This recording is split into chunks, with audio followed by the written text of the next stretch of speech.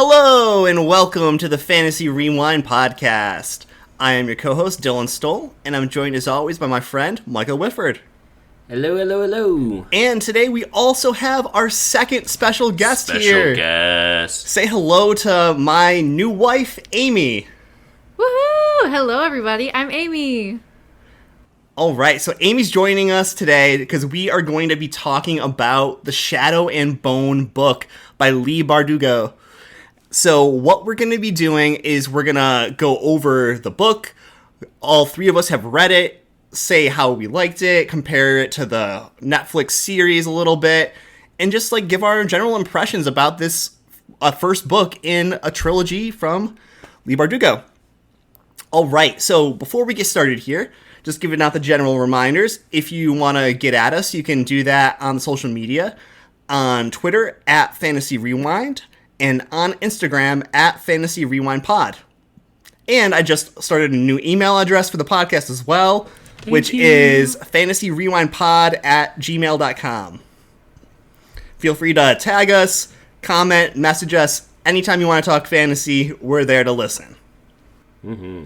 All right, so before we jump into the main content here, do we want to talk about any fantasy news, Mike, or do you want to save that for next week's episode?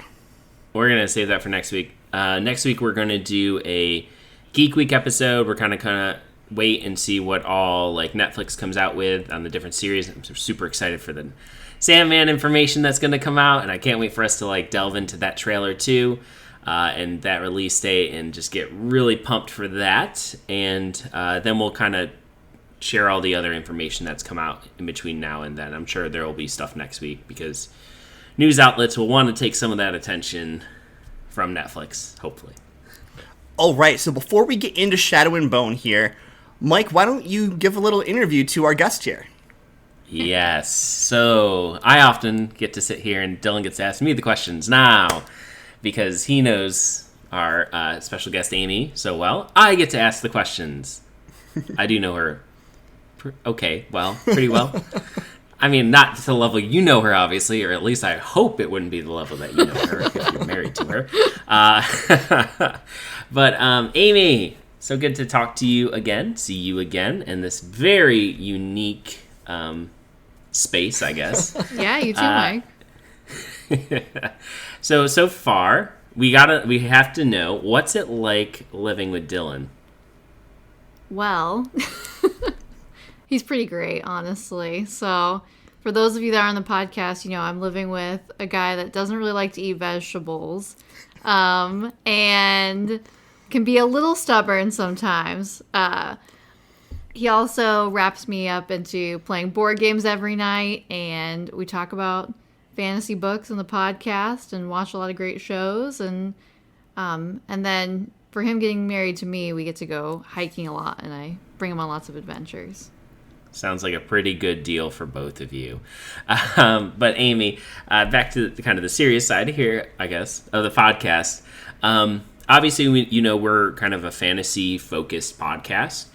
So what would be your kind of journey into reading? And so, like, what are some series that got you started in it when you were younger? And then specifically transition that into what fantasy books kind of got you hooked?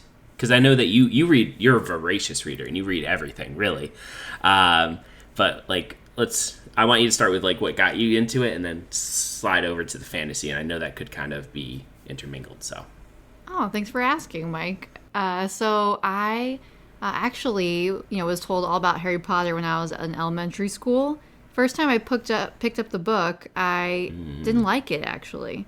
I put it back down. After reading about the first 20 or 30 pages and said, I don't understand why everybody loves this series.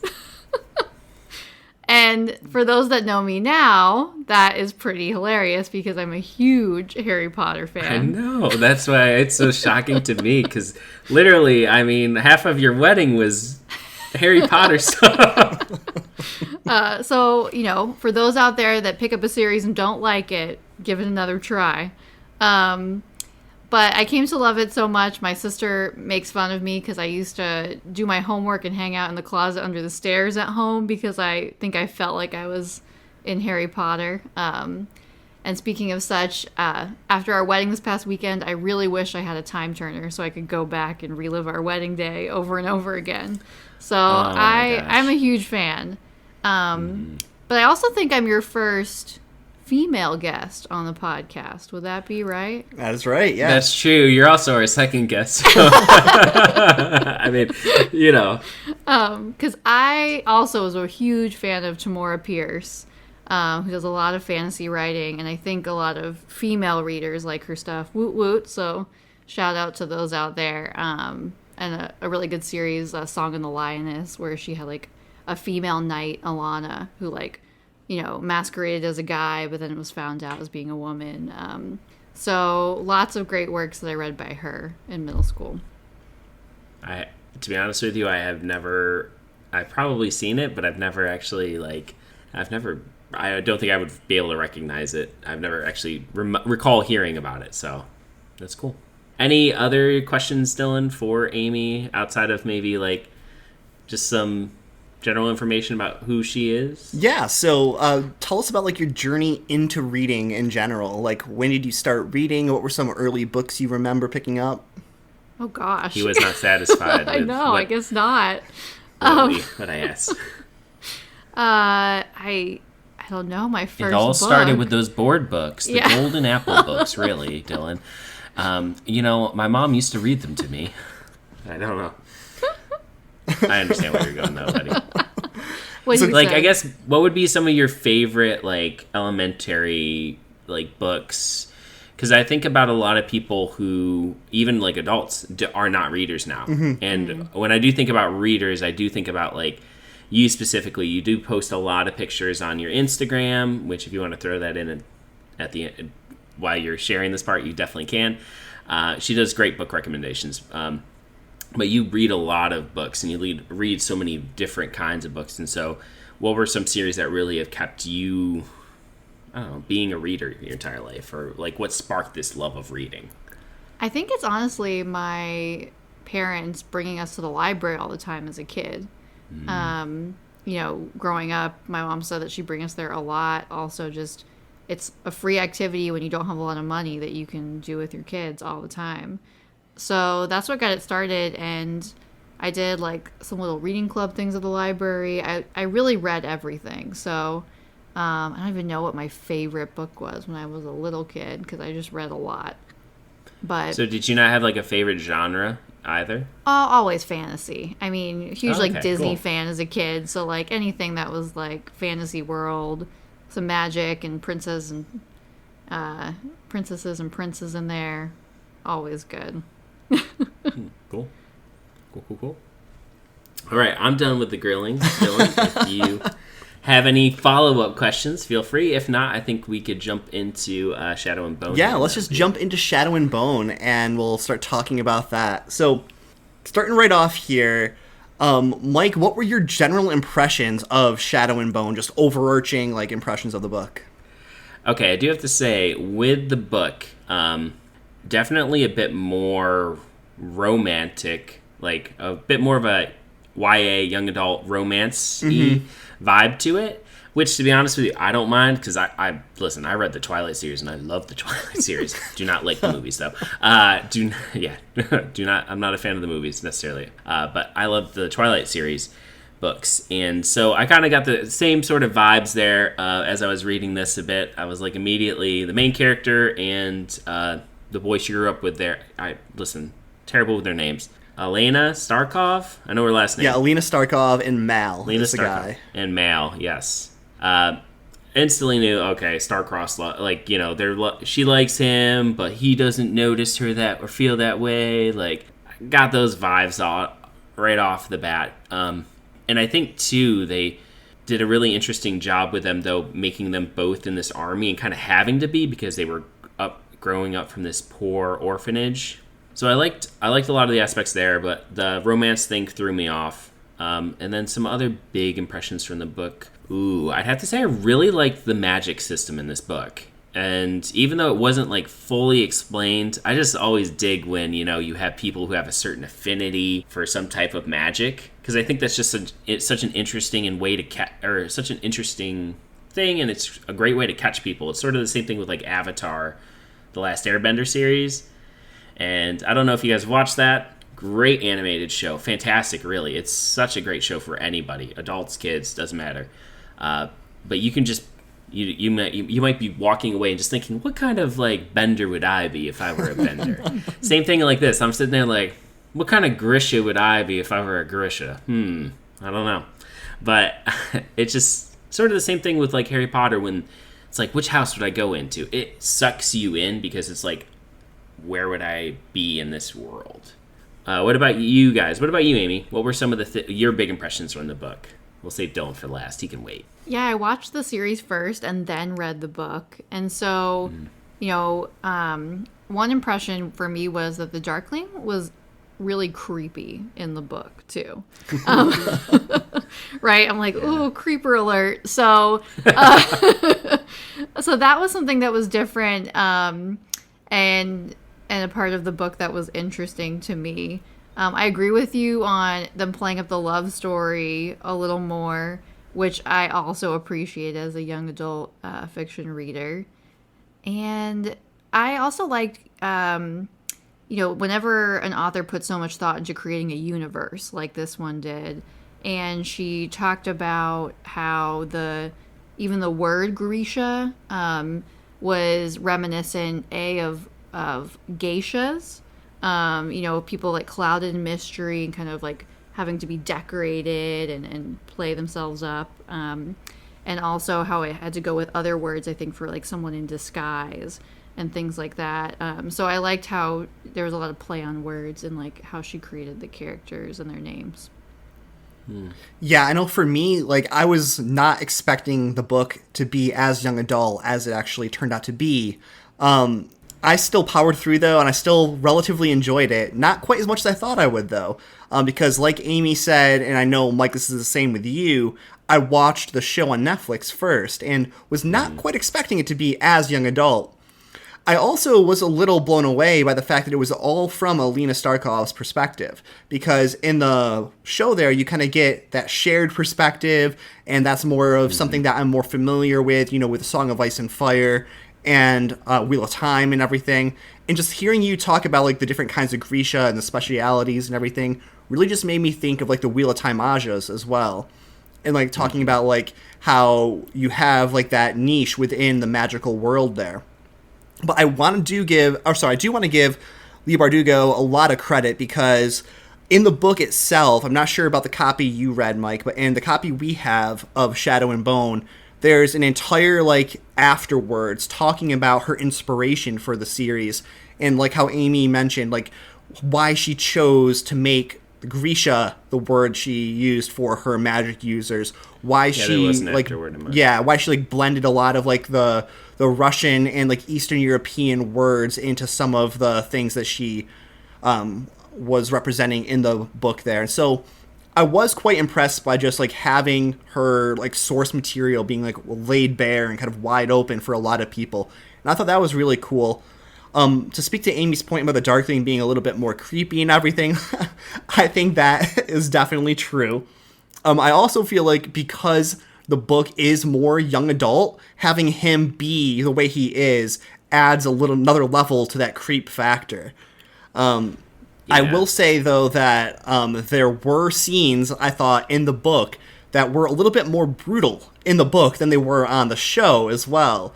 Like, specifically when Lena abandons everybody in the void there, where she, like, talks about seeing everybody getting murdered by the creatures that were inside the void and everything. But that I was going to jump into cool. that when we talked about a little bit more on the differences there, but I think that was a good point to bring up at the end.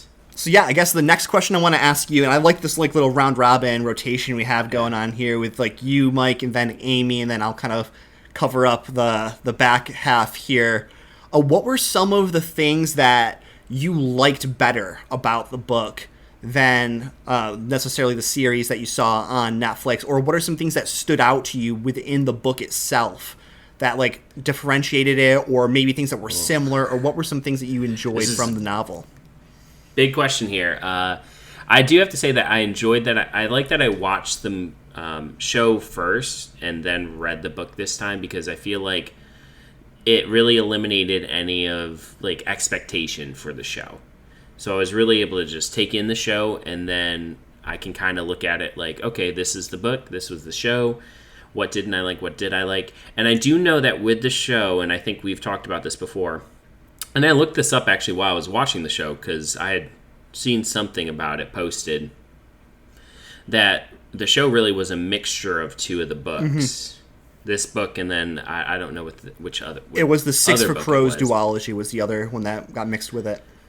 There we go. And so it obviously changed the story a bit. I don't know exactly what changed in it, because you don't see any of the other characters, or you may have seen them in her perspective, but she didn't know who they were, so they never really met, at least in the book. But in the show, they did.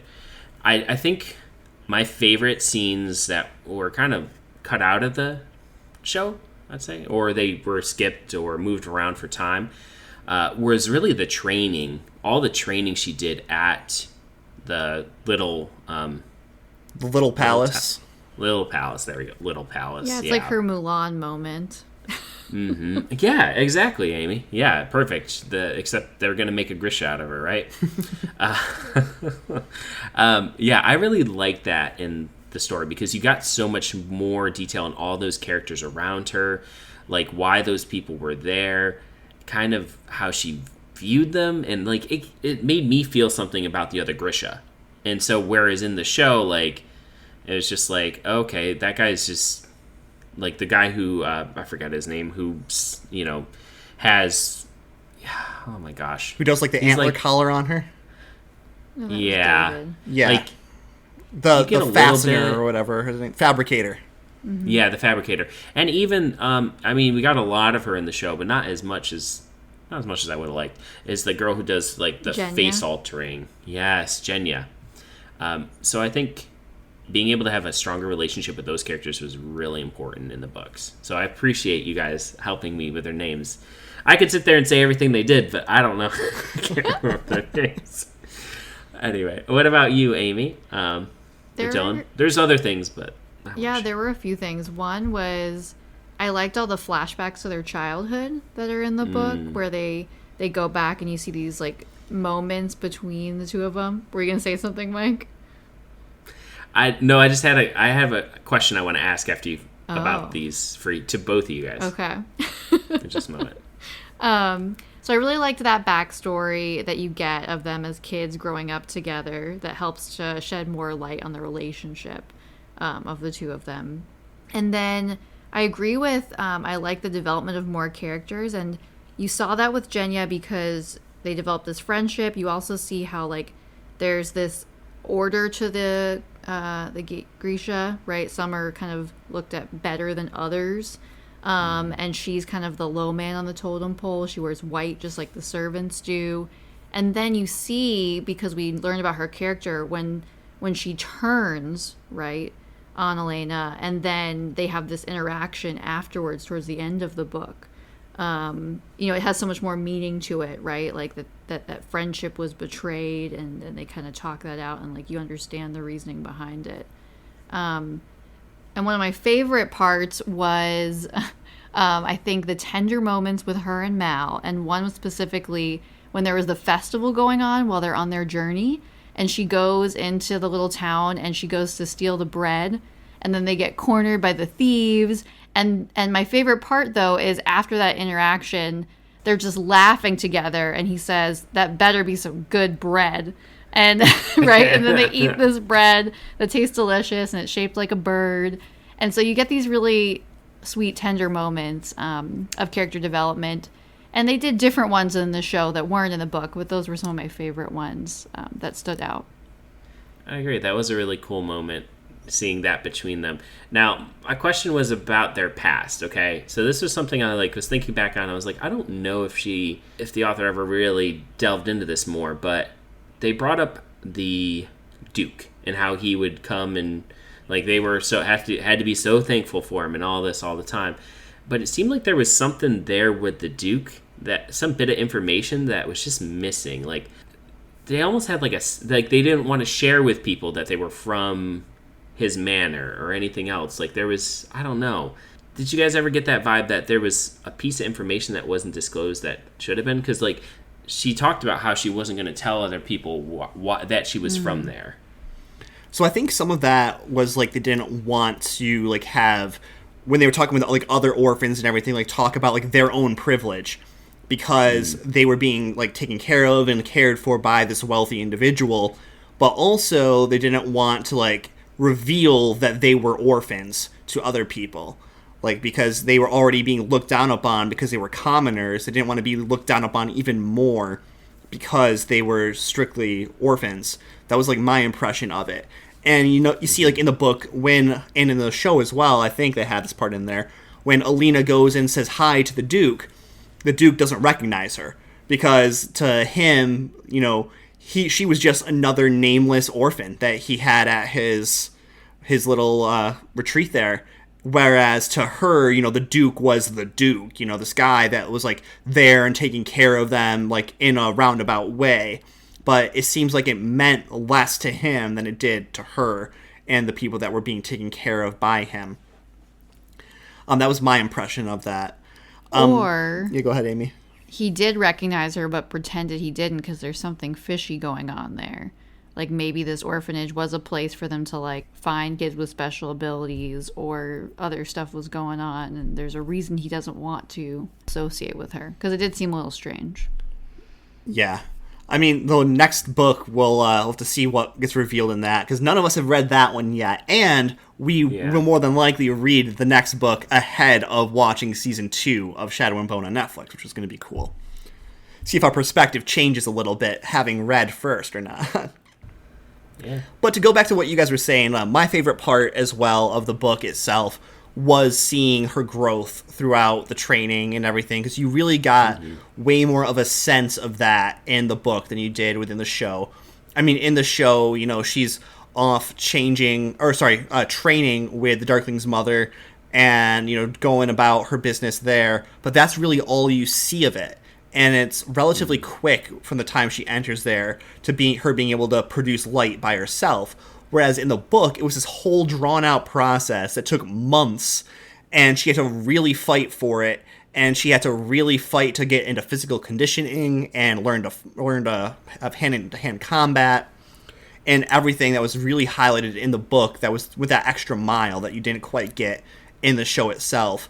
I do think that it was interesting how you're talking about Genya there, Amy, how as soon as Genya betrays Alina, you see that shift from her wearing the white that the servants were wearing to her wearing the blue, I think it was, right? Like she was able to change into the color of the rest of the Grishas that technically fell under her classification. And so you see like that was her way out. She didn't really like have much of a choice in her betrayal. It was kind of like she was backed into a corner, being sexually assaulted by the king, being a slave to the queen, and just this was her chance to get out of that situation. So I do feel bad for her, because I really do feel like a lot of her friendship towards Alina was genuine, but she was just put in such a bad situation that she had no way out other than to betray that friendship that she had developed with her. I do also really like the scene you talked about, Amy, with them stealing the bread and like Alina being like, you know what?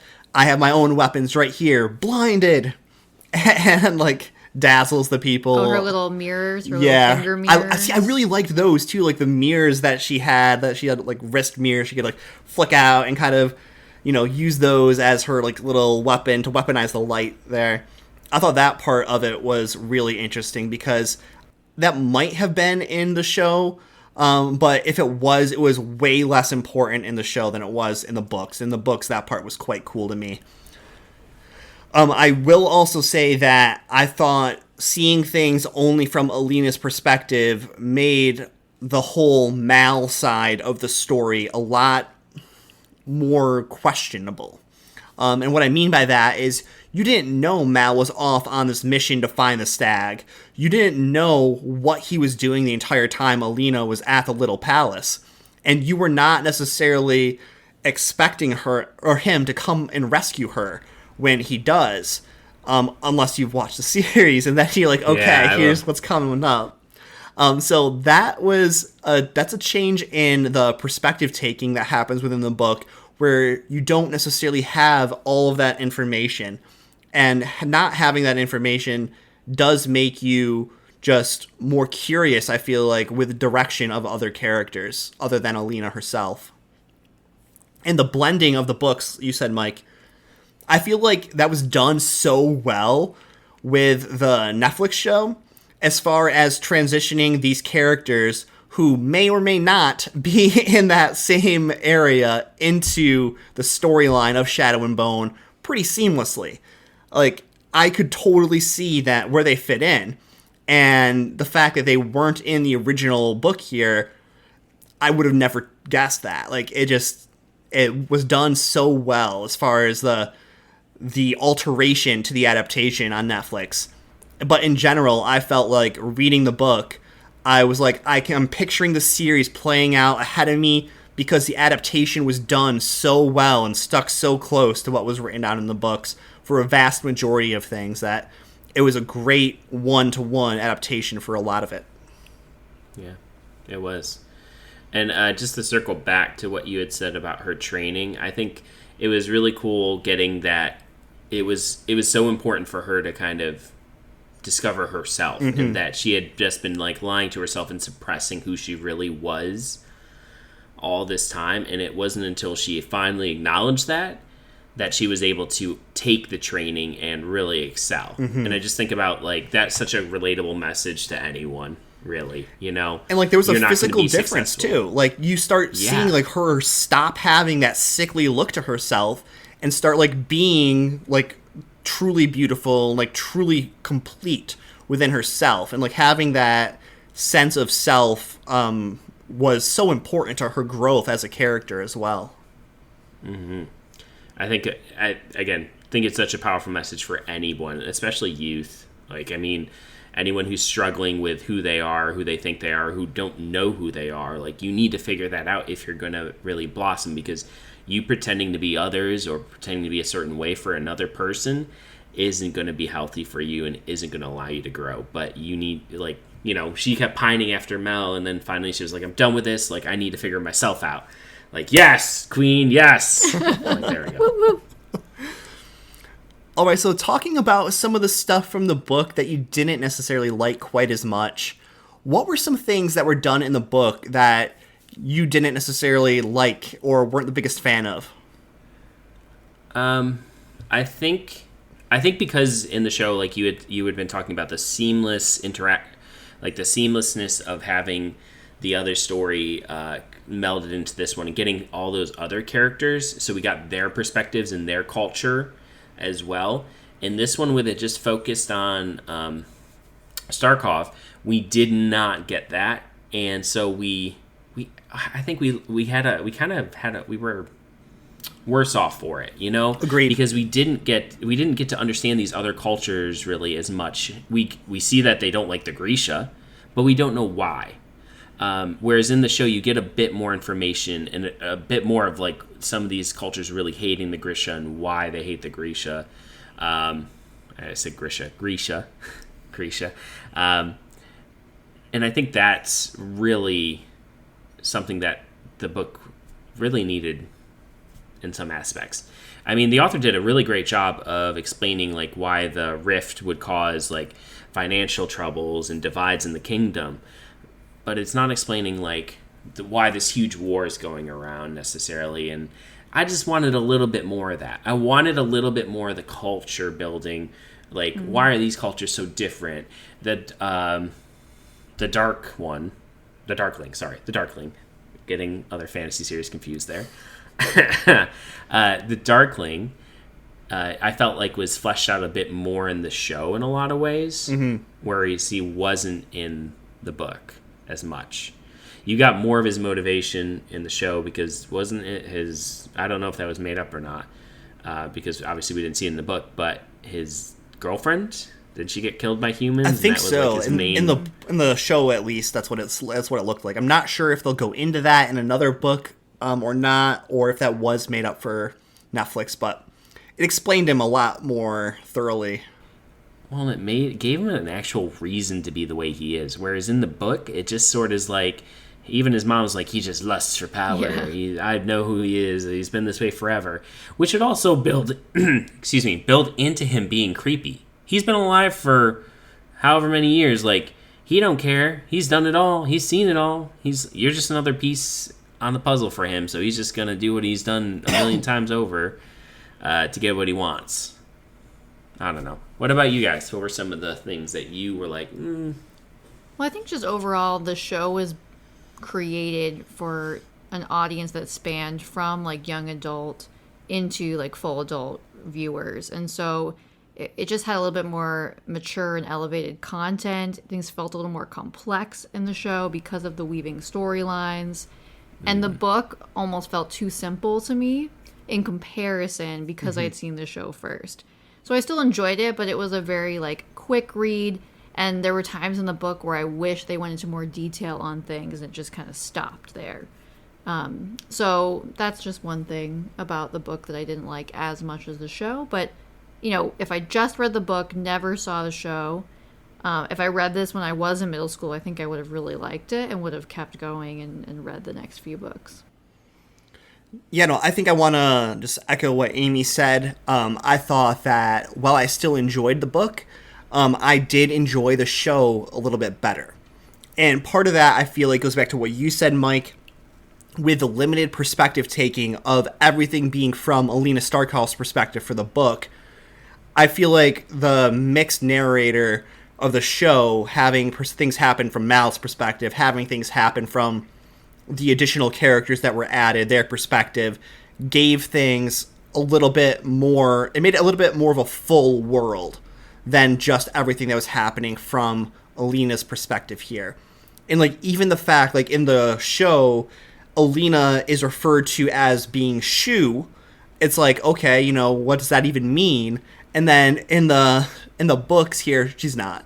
But I'm almost wondering, like, if they're going to flush that out a little bit more. And it, like I said, it just adds more richness to the adaptation, with there being a fuller world, being more perspectives from a lot of characters.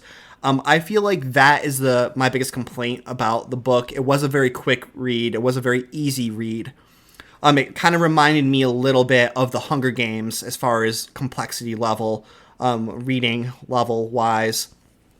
But the book itself also, I feel like the young adult nature of it made it so I was questioning for a little bit if I actually wanted to continue reading the book series or not.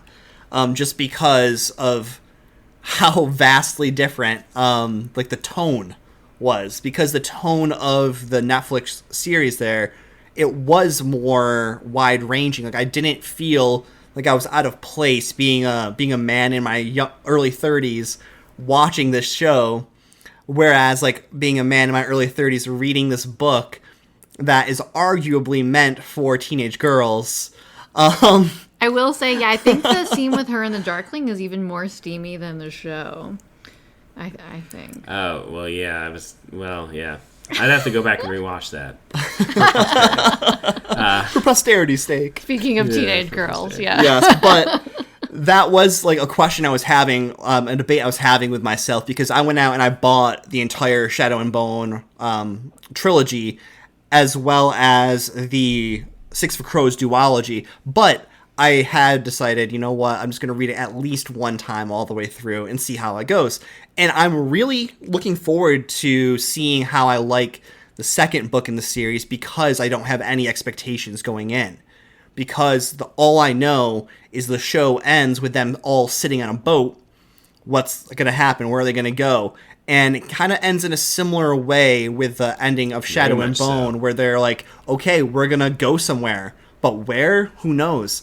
So I'm more interested, I will say, to read the other books in the series than I feel like I am in being satisfied with reading Shadow and Bone itself. Now, I don't know too much about the other books necessarily, but I'm assuming they're kind of just from, like, this one, where it's from a fixed perspective, and it's probably going to interlay a lot of the events, which, if that's the case, makes it really interesting because it's almost like, well, the author basically took a big novel like something out of Game of Thrones and split, they were like, oh, I wrote this giant book, but how can I make more money?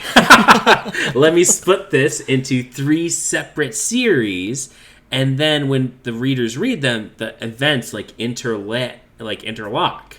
And if that's the case, then I think that's going to be really interesting to kind of explore. But I don't know how much of that is in there, because I think about in the show, and this I wanted to go here next anyway, but some of the changes in the show, or some of the perceived changes, at least for me, that I thought were okay, or either added on, or were just, kind of different. But that night when she was showing off her powers, you know how she went around, and then she eventually got into the back of the coach that, I want to say the mercenary. I don't know what their name. Yeah, the mercenary group. The mercenaries were, they were driving, which she did end up in the back of a coach, but they talked with her actually afterwards, whereas in the book she didn't interact with anyone. So I think that was a difference. But one of her Grisha friends were killed in the show in an assassination attempt. Remember, because they were trying on her face. Yep. Yeah. And I do got to say too, the show, you're talking about the maturity, Amy. I thought the scene with Mel's friends when they were fighting. Yeah. That gave me Saving Private Ryan vibes. I don't know if you've watched that movie, but there's a scene at the end when they're fighting the German soldiers, and there's 2 American soldiers. They're fighting this German, and the one guy gets scared and he's out in the other room while the other guy's fighting him, and he just hears his friend no, as the guys slowly bring the knife into his heart. Literally, I've almost threw up. I was so sick because his friend was literally in the next room, or his teammate, whatever, listening to this happen, not intervening because he's just so scared to. And as the German soldier, pretty sure it's German, right? Saving Private Ryan? Yes. As a German, I'm remembering this right? The German soldier slowly puts the knife into his heart. It's just I'm screaming at the TV, "What are you doing? Get in there! Stop him!" It was kind of there was some parts with this where I was not that quite emotional, they weren't doing it, but just I was just oh my gosh, this is really intense and very uncomfortable. There's these basically kids fighting these grown adults who were just Vikings.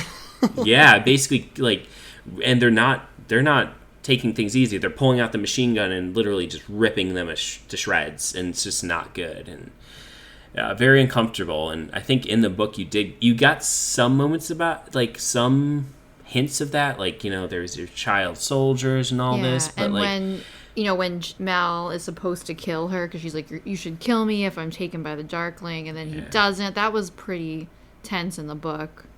So they think they did a good job on that, but the show, you're right, brings it out even more. Right, you don't really see much of the Fjordans in the book here at all, again, because it's all from Alina's perspective. All you really get is Mal hinting about what happened when he went to go find the stag with his friends there. But actually being able to see it happening from his perspective really amped things up to another level for the show-wise and everything.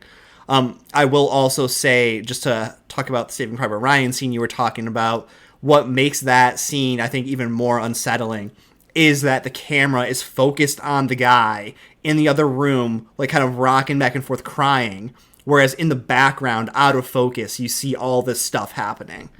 And so it's you're just seeing the impact of the war happening right there. But gruesome scene for sure.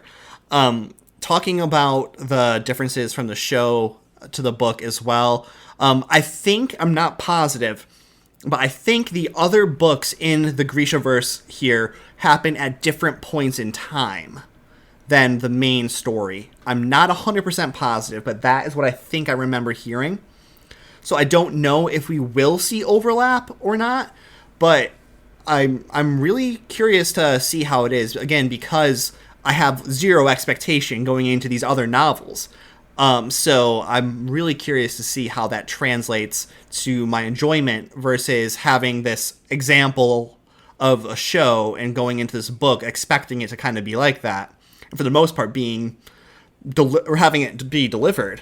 But yeah, those are my thoughts on the negatives of the show. It's just really not, or negatives of the book. There really aren't that many, other than, like I said, the tonal thing not being my favorite, but solid book, solid adaptation. Yeah. What are your thoughts, Sean? Back to, I guess, your question, Mike, was just about differences, right? And I guess the only one we haven't fully fleshed out is like the addition of the fabricators in the book that aren't a part of the show at all. They are just in the background, though. Yeah, they're never really touched on at all. Yeah, like David, I think, is unnamed. Yeah. And yes. I feel like in the book, I just feel like they have this whole huge workshop, right, where they're creating. Same thing with like the heart renders, and they have like a whole area that's like their lab almost, where they're experimenting. So you feel like it feels a little more like a school, right, in the book, where they're all learning and being trained over many years, and they've created this giant facility for each type of Grisha. And I thought the Fabricators was cool because I almost felt like taking it back a generation, like Spy Kids, where they're creating all these cool gadgets for all these Grisha to use, which goes to show as well, like, you know, their power is only as good as the support that they give each other. In a way, that they all kind of depend on each other. So I thought you kind of understood that interplay a little better in the book than in the show. So yeah. I don't think we can like fully close the book on we can't fully close the book on Shadow and Bone until we talk about the ending. And Dylan, you kind of brought it up a little earlier on. Because that is probably the biggest scene that is very different between the show and the movie. In the show, obviously they kind of had this huge battle. People stepped up and helped Starkov, whereas in the book, nobody helped her as she was trying to rescue Mal and save these people as the Darkling pushed out the borders of the fold. Yeah, the fold. Thank you. So I think that's a really big difference there. What were your thoughts on the changes? Like, which one did you prefer? The book highlights merits to both, more really. of an inner struggle, right? And the show also had more of the outer action. So the book, all of a sudden, she discovers, right, that she can, like, overcome the Darkling's hold on her and still shine her light to save Mal, right, when he's on the side of the boat and about to be killed and attacked. So you see that inner change where all of a sudden she realizes, wait a minute, I might be able to, like, still use these antlers, like, for good, almost as an amplifier, and find a way to kind of wield my power around that. And I feel like that's kind of how the book ends. Whereas the show is more of an outward, like, hey, all these people are gathering that are on your side and kind of heading in the same direction as you, because they're all on the boat together in the show, the different people, the different characters. So I actually preferred the ending within the book to the ending on the show, which is funny considering everything I've said about the book so far. But I really liked how, like, you can see almost like Alina's power being the light, I feel like is a big metaphor for, you know, just being able to, like, be yourself and, like, let your light shine and everything, you know, just, you know, going a little straightforward there. But I like how there was no one else jumping to her aid. I like how it was all, like, her own inner struggle to overcome the Darkling's hold and realizing that this curse of being given the antlers and having them, you know, protruding from her collarbones and everything is actually going to be a benefit to her, and how she can kind of harness that and take it as a badge of honor almost and use it to her benefit.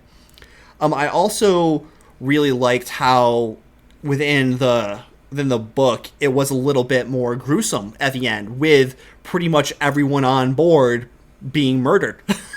With the exception... Everyone that you know of. Yeah, with the exception of the Darkling, and we only know the Darkling survives because of the show. Of the show, yeah. And in the book, at the end, the author has her commentary, and she's like, "Yeah, guys, the Darkling's coming Yeah, back." so yeah, Leigh Bardugo is like, yeah, the Darkling's still alive. But so that was my feeling on the ending. I thought that the book did it better, actually. I'd agree with you. I really enjoyed the book's ending there. I thought that was a very satisfying way. You know, she gave them all a chance, and they chose to stay with the dark, right? To stay with the dark side rather than come to the light. Huh? Oh, so many, just low hanging fruit there. I really like that as well. Remind me real quick though, because you guys watched the show a lot more recently than I did. Mm-hmm. Didn't she take the antlers out of herself? No, she can't take them out of Okay. herself. So the fabricators made them, melded them to her collarbones, made them a part of her. She's wearing a cloak over them though to hide them.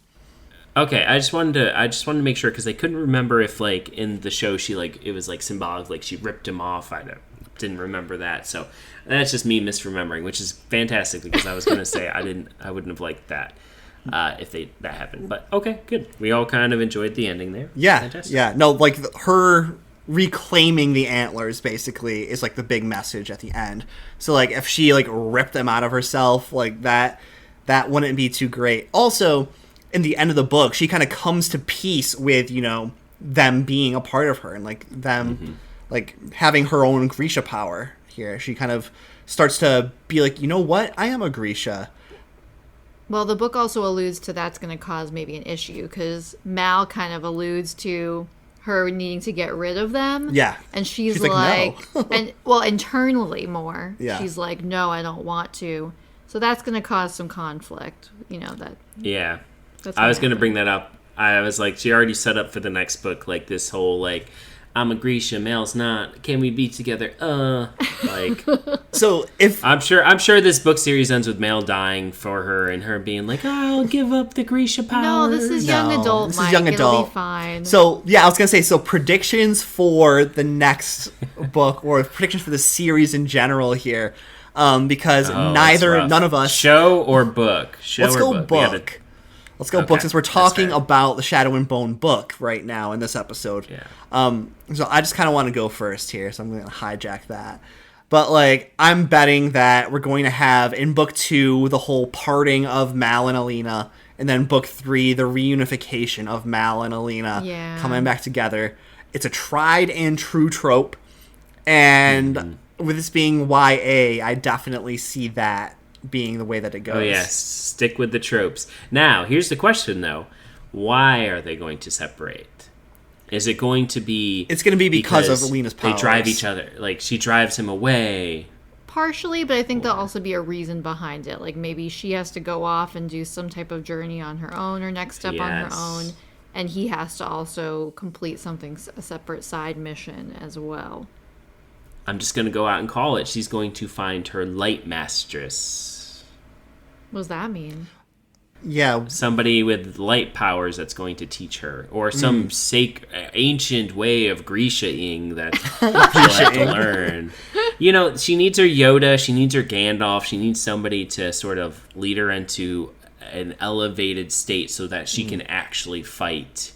And maybe Mal goes off and she doesn't know this because it's just her perspective, but he realizes he has. I was going to say, how much do you want to bet Mal has a power as well? Because he's the best tracker or whatever in the book. Yeah. So it's going to be some weird Grisha thing, right? Because that's something too. They want to put everything into boxes, but there are some Grisha that have fallen outside of those boxes. So Rebel Grisha. That's a good point. Any other characters that we think will make an appearance? Because I'm sure there's got to be more. Well, that heart render that's in the series there? Yeah. She got mentioned throughout the show, and I love that there was almost 3 storylines going on in the show, book series. I would really love to meet her character at some point and get a little more information on her in the book.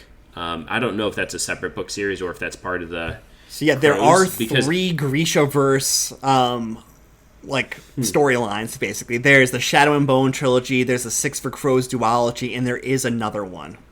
I don't know what that one is. And so I'm wondering if she is in one of the other two. Because I thought her story was really interesting since you really got more of the culture, like, differences there. I mean, it's really just Romeo and Juliet storyline, if we're being honest with her. But it's still pretty cool. So I'd like to get a little bit more of her. What about you guys? I agree with that. I think I'm interested to see where the Darkling goes, because I think he's going to go into hiding, because the book ends with a lot of people pretty upset with him. So I don't feel like he can just come out swinging in book 2. So I think he's going to go into hiding and have some new plan up his sleeve that he's concocting. And maybe he's got to have new people then that come help him, because a lot of his closest allies died. So he's going to have to be recruiting a new little army. See, I don't think he's going to go into hiding, because he just killed the king and queen of their land there. Wait, he killed them? Yeah. Oh, he definitely killed them. They didn't say it, but like all of a sudden the priest dude, whatever, which also was that was a really weird thing in the book. I just didn't understand, like, because the priest was trying to help Starkov, and then all of a sudden, like, he's running the show. Like, yeah, I think he's like the Darkling's like puppet for the king. I don't know. He's one of those characters they've kept ambiguous. We don't really know whose side he's on. But yeah, what I was going to say is I don't think the Darkling, after he just took over, is going to abandon all of that amassed power. And I think what'll happen is, you know how in the show there was like the rebel general on West Ravka who like was like fighting against the Grisha. I'm betting that's what will happen is in book 2 and maybe 3. I don't know what'll happen here, but you'll have like some anti-Grisha people in Ravka that will like flock to this general's banner or whatever. Whereas the Grisha will kind of run things on one side of the fold. Maybe they'll run like the rebel stuff on the other side. Yeah, which would make sense. Because in the books, the Grisha that got killed, she's still alive in the book. It was one of Starkov's friends. Frenemies? Well, it was the girl that was... She realized, like, oh, you're jealous of me. Like, in the book. Oh, so in the show, she, like, changed to the good side or whatever. Okay. And in the bad... Because, like, that's what you're talking about, right? The girl who, like, bloodied her up during combat training? Yeah. No, it wasn't her. Zoya? It wasn't her main... Yeah, Zoya is what I was talking about. Oh, yeah. But it was one of her main besties. Oh. The like, two girls. At the school, one of the two girls. Like, remember, she put on her face and she got stabbed. Oh, yeah. Okay, yeah, so she's still alive. Yeah, so that's why I was like... Ooh. There's some discrepancies that are... I wonder if Genya is going to, like, mask up another Grisha to say, like, this is Alina. You know, like, make her look like Alina. And, like, put her forward as, like, a fake sun summoner. They could do that. Yeah, that would be an interesting thing to keep the presence alive. Right. That, like, the sun summoner is still there. Like, she's still harnessing her power to get rid of the fold. Right. And to keep things in balance or in check right now. Could be interesting. There's a lot of ways it could go, though, which is what's kind of exciting. And I think Alina and Mal are going to get some new misfit friends. Oh, definitely. They got to get a band together, you know? So, it'll be interesting because wherever they go, again, I think it's just going to be really cool to see some world building in terms of, like, other cultures. And so maybe it's going to be a place where Grisha aren't, like, out in the open. Right. And so they find some Grisha, like, hidden down deep, and that's where they find, like, there's these great master teachers. Grisha Underground. Yes, Grisha Underground, the sequel. All right. I think that's going to wrap it up, though, for our talk on Shadow and Bone, the book by Leigh Bardugo. If you have any thoughts on the show, the series, or anything else you want to send our way, definitely do so. You can do that, again, at the previously mentioned spaces. Anything else, Mike, that you want to say before we get out of here? I would just say I definitely think it's worth a read. It's a very quick read, very like quick. We talked about. Just borrow it from your local library. You don't have to be like Dylan and go out and purchase it. I have an e-reader, and I just borrowed it right from my library and read the first book there, and I'll see if they have the other ones as well. But yeah, Amy, any last things you would like to say? Do you want... Oh, I'm all good, but you guys, you'll know me. I like all the posts that these guys put up, so you can find me. But thank you guys for having me on the show. It was really fun. Good. I'm glad that you were able to make a night of it and join us. Yeah. All right. Well, for myself, Mike, and Amy, this is 3 Nerds signing off. Woot woot. Bye. Bye.